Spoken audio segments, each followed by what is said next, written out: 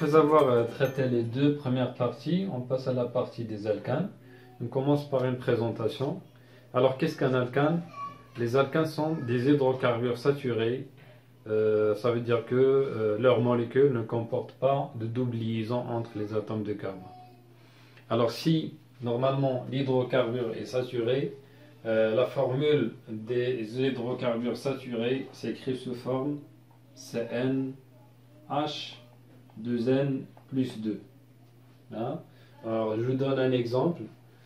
Alors, si par exemple l'alcane est composé d'un seul atome de carbone, alors puisque l'atome forme 4 liaisons, donc on aura besoin de 4 atomes d'hydrogène pour que le carbone satisfait la règle de l'octet. Donc il s'agit de quoi? Il s'agit d'un CH4.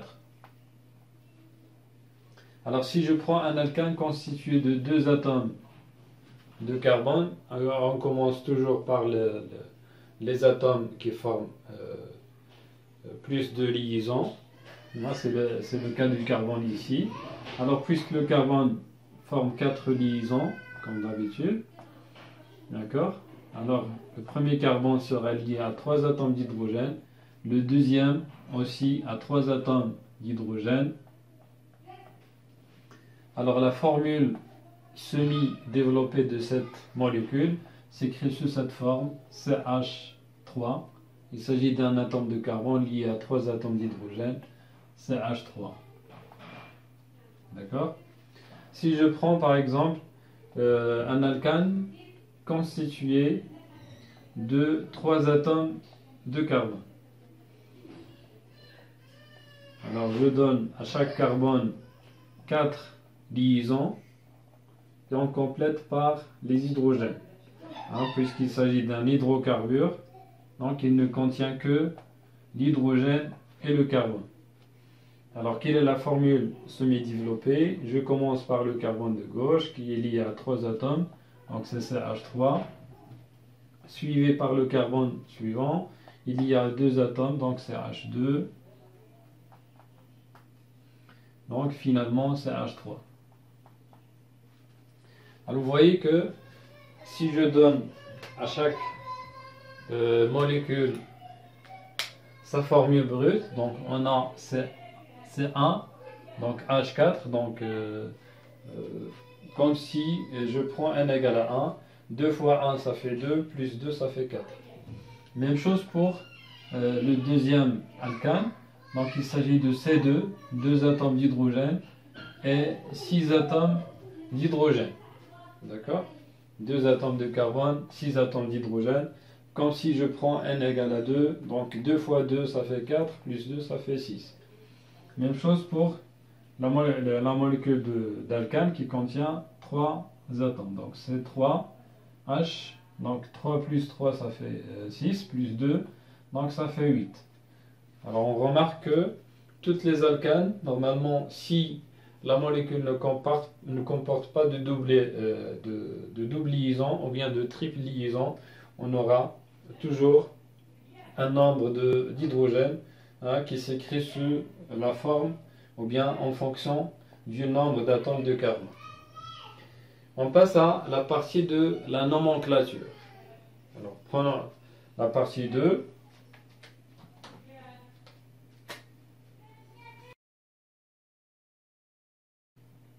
Alors comment nommer les alcanes? Je commence par les alcanes linéaires. Alors on commence par petit a, les alcanes linéaires. D'accord? Un alcane linéaire, c'est un alcane dont le squelette carboné comporte des carbones liés au maximum à 2 atomes de carbone. Alors on commence par l'alcane qui contient un atome de carbone. Donc il s'agit de CH4. Suivi d'un alcane qui contient 2 atomes d'hydrogène, C2H6.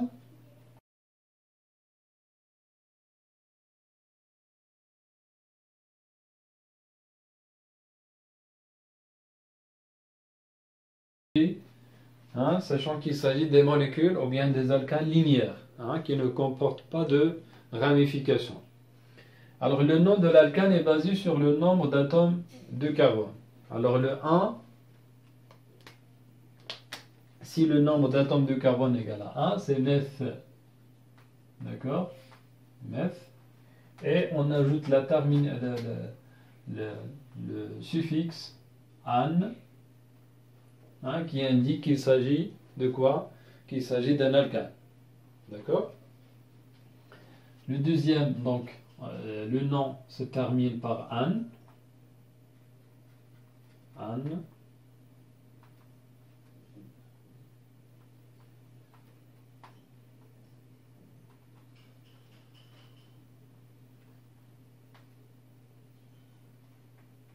D'accord? Et le préfixe dépend du nombre d'atomes de carbone. Ça, c'est le méthane, ça, c'est le éthane. Ça, c'est le propane. Ça, c'est le butane. Ça, c'est le pentane. Ça, c'est le hexane. Ça, c'est le heptane. Ça, c'est le octane. Et on a le nonane et le décane. Le nonane, c'est l'alcane linéaire, qui contient 9 atomes de carbone. Le décane, c'est l'alcane linéaire, bien sûr, qui contient 10 atomes de carbone. Alors on passe à la deuxième partie qui concerne la nomenclature de quoi? Des alcanes ramifiés.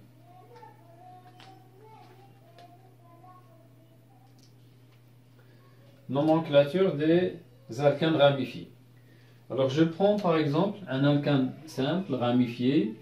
Donc il s'agit d'un alcane par exemple constitué de 4 atomes de carbone. Donc 3 atomes sont alignés horizontalement. Si je prends par exemple un autre carbone qui va constituer ce qu'on appelle un radical. D'accord? Alors je donne au carbone le nombre de liaisons nécessaires. Il s'agit de CH3. Ici, la même chose. CH3, CH3. Donc, ce carbone qui est au milieu, il a 3 liaisons. Donc, il en reste 1.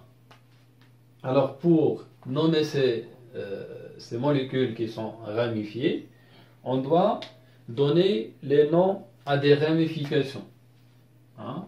C'est le radical. Donc, ça, c'est un radical. Alors, vous voyez que le radical s'écrit sous quelle forme? Donc, les radicaux s'écrivent sous la forme Cn, H, 2N plus 1, avec une liaison qui manque.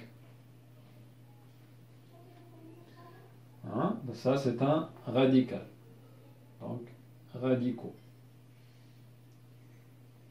Alkyle. Les radicaux alkyles s'écrivent sous cette forme, CnH2n plus 1 avec une liaison qui manque. Par exemple, CH3 avec une liaison qui manque. Ou bien CH3, CH2 avec une liaison qui manque. Donc ça, ce sont des radicaux. Alors, quel est le nom de ces deux radicaux? Alors, je prends le nom de l'alcane correspondant. Alors, l'alcane correspondant, c'est un alcane qui contient un seul atome de carbone. Le nom de l'alcane qui contient un seul atome de carbone, c'est le méthane. Alors, je prends meth et je prends, puisqu'il s'agit d'un radical alkyle, je termine par il. Donc, ce radical est nommé méthyle. De même pour CH3, CH2, c'est Eth. Donc, si c'était un alcane, c'est éthane, parce qu'il contient 2 atomes de carbone. Alors, puisqu'il est constitué puisqu'il s'agit d'un radical, donc c'est Eth Et je termine par, toujours par il. D'accord? Alors, pour nommer les molécules organiques ramifiées, les alcanes ramifiés, on doit connaître le nom des radicaux. Parce qu'on va prendre une chaîne qu'on va considérer principale et on va donner des noms aux radicaux. On commence par un exemple pour comprendre comment nommer les radicaux, bien sûr par suite les alcanes ramifiés. Je prends le même exemple. Alors, exemple. Je prends le même exemple, c'est H3, CH3 avec un CH3 lié au carbone du milieu. Alors, pour nommer cette molécule, alors qu'est-ce qu'on fait? Premièrement, on choisit la chaîne principale. Le choix de la chaîne principale. Alors, quelle est la chaîne principale dans ce cas? La chaîne principale, par définition, c'est la plus longue chaîne. Je prends une chaîne de carbone et je prends la plus longue. Je compte le nombre de carbone suivant une certaine chaîne. 1, 2, d'accord, 3. Alors, on a 3 atomes de carbone. 1, 2, 3, ou bien 1, 2, 3. Alors, on a au maximum 3 atomes de carbone dans la chaîne principale. Je prends la plus longue chaîne. J'encadre la chaîne et je donne à la chaîne principale le nom de l'alcane qui correspond. Le nom de l'alcane correspondant. Il s'agit de quoi? Puisqu'il s'agit d'une chaîne qui contient 3 atomes de carbone, alors le nom de cette chaîne c'est propane. Alors si c'était un alcane, le nom est propane. Je passe à la deuxième phase de la nomenclature. Alors, on va identifier les radicaux.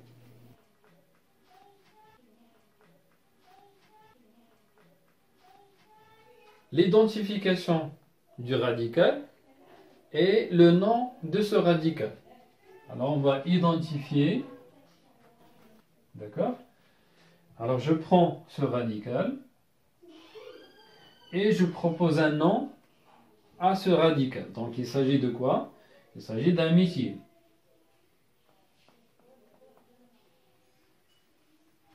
D'accord? Troisième étape, c'est de numéroter la chaîne ou bien les carbones de la chaîne principale.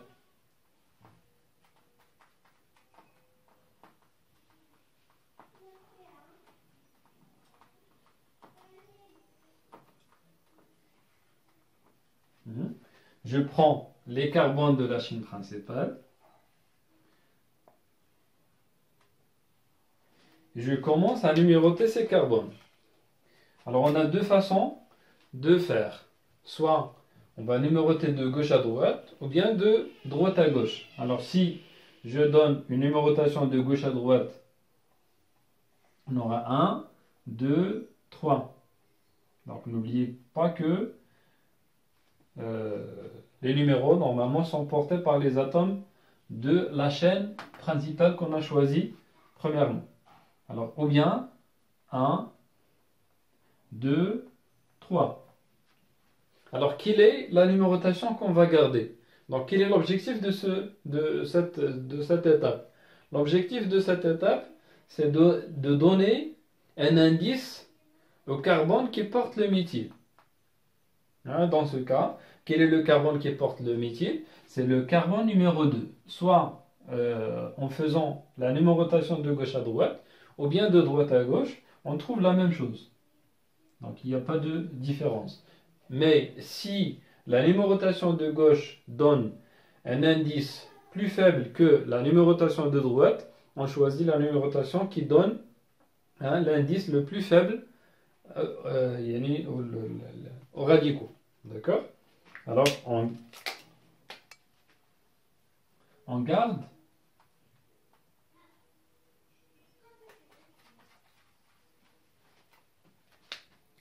Voilà, c'est terminé pour la nomenclature. Donc, il suffit de regrouper ces deux parties dans une expression qui représente le nom de cet alkane. Alors, quel est le nom de cet alkane? On commence par la position de l'alkane, 2, suivi par un tiret, le nom du radical, donc il s'agit d'un méthyle, et je termine par le nom de la chaîne principale, propane. D'accord? Je donne un autre exemple. Soit par exemple CH3, CH, CH, CH2, CH3. On a ici CH3 et C2H5 par exemple.